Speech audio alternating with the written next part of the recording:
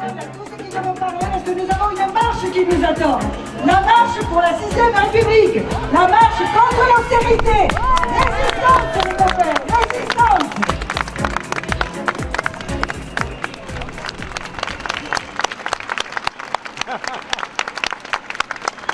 À Jean-Luc Mélenchon.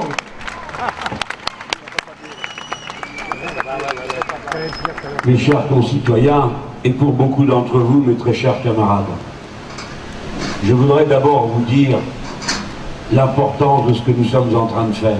Femmes et hommes qui avez pris sur votre matinée du dimanche pour vous rassembler. Regardez-vous vous-même comme vous serez regardés dans le futur.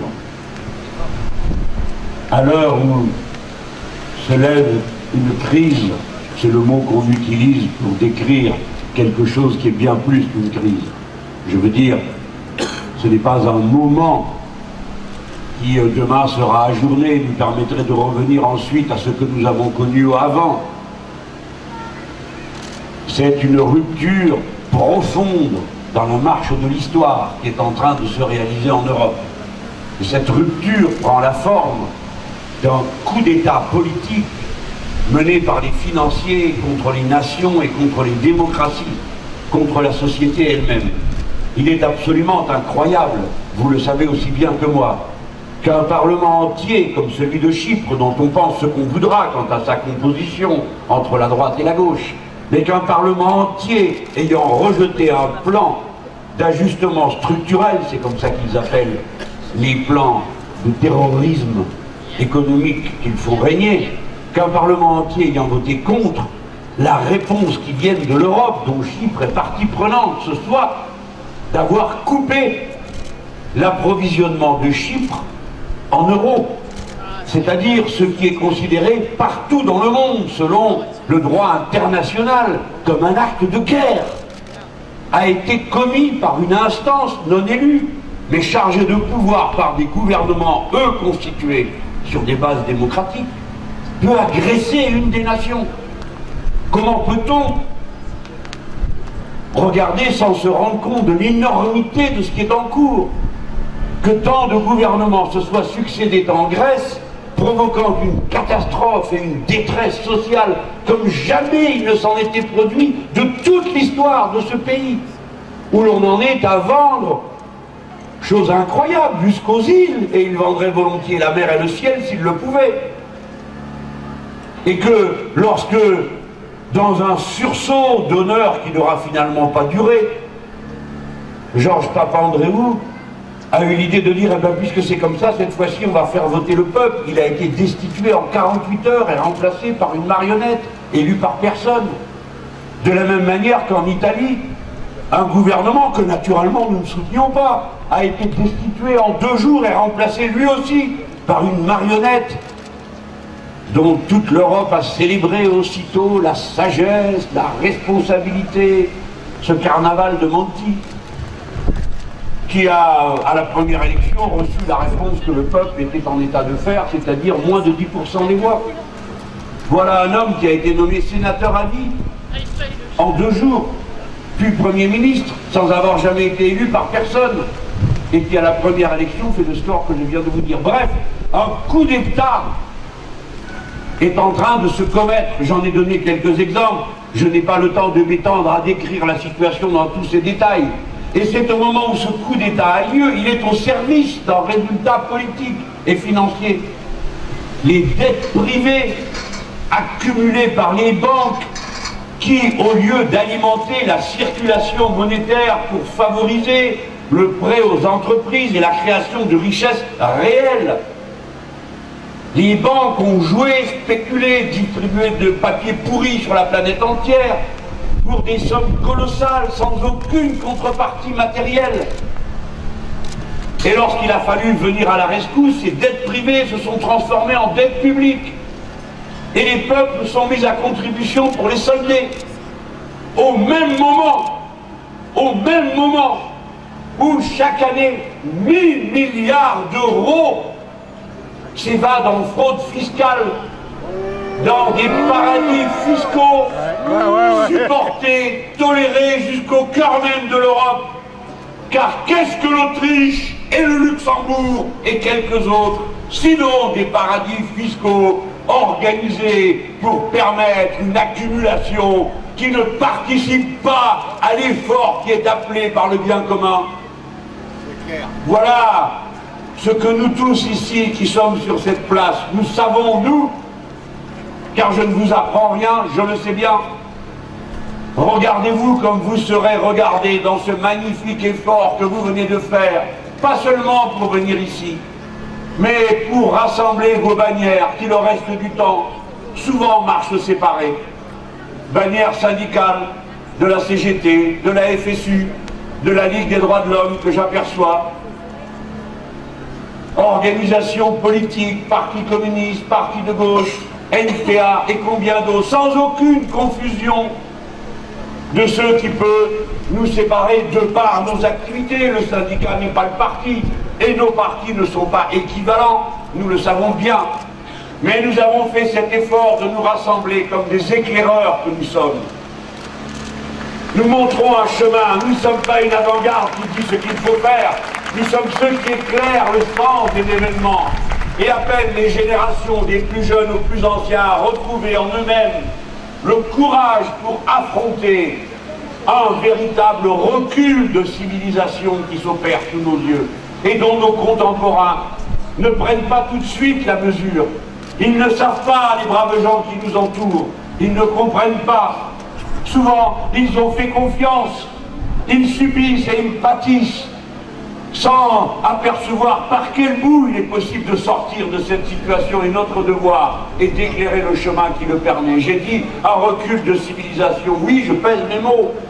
Écoutez, écoutez, c'est la première fois depuis 50 ans que l'espérance de vie en bonne santé recule dans les 10 pays les plus avancés de l'Union européenne, et l'espérance de vie tout court recule en régions entières, que ce soit l'Allemagne de l'Est comme les autres parties de l'Europe.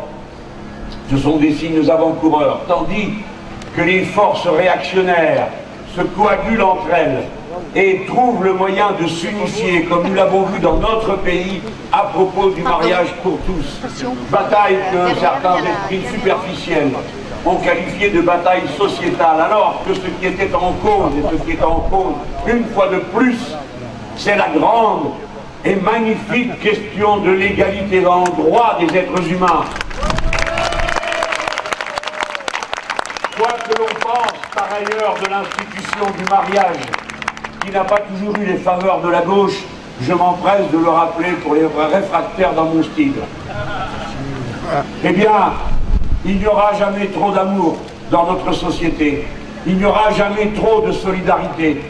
Et si tel ou tel s'ouvre un chemin vers davantage d'amour et de solidarité, alors nous sommes prêts à faire tout ce qui est dans notre pouvoir pour que cette volonté-là, elle aille jusqu'au bout, parce qu'elle est ce qu'il y a de plus profondément humain en nous.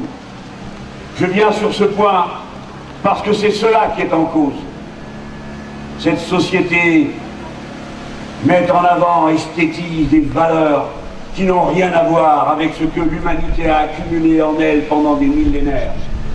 Le geste spontané d'un être humain est toujours en direction de celui qui souffre à côté de lui.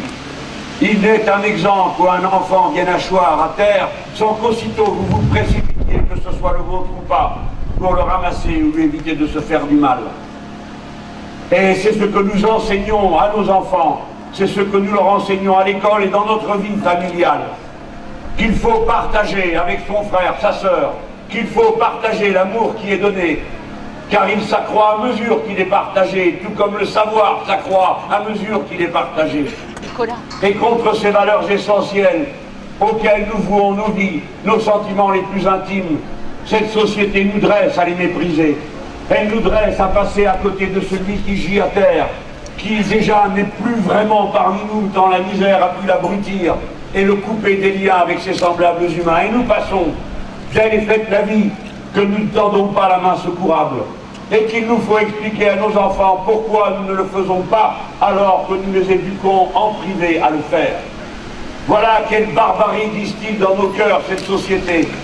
Et cette barbarie, nous la voyons démultipliée dans l'ordre social, économique et politique, ce qui m'a frappé en Espagne, d'où je reviens à cet instant, c'est que l'on assiste partout à des phénomènes de désobéissance contre les ordres cruels et injustes qui sont donnés.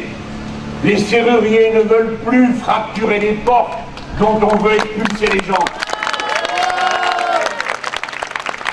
Et les pompiers réquisitionnés pour ouvrir ces portes à la hache refusent de le faire à leur tour, exposant au risque de leur carrière et leur famille, plutôt que de commettre un acte barbare. Qui que vous soyez dans cette foule, entendez ce message. Je vous appelle à désobéir aux ordres injustes et cruels qui vous seront donnés. C'est votre responsabilité d'être humain qui est engagée. Et tant pis pour nous si un pouvoir qui aurait dû nous être favorable et qui avait pris devant moi l'engagement solennel d'y pourvoir, refuse à présent d'amnistier les meilleurs des nôtres, femmes et hommes syndicalistes, qui ont pris des risques comme l'ont été et qui ont été punis pour cela, comme le sont ces camarades que nous avons autour de nous et qui ne seront pas amnistiés.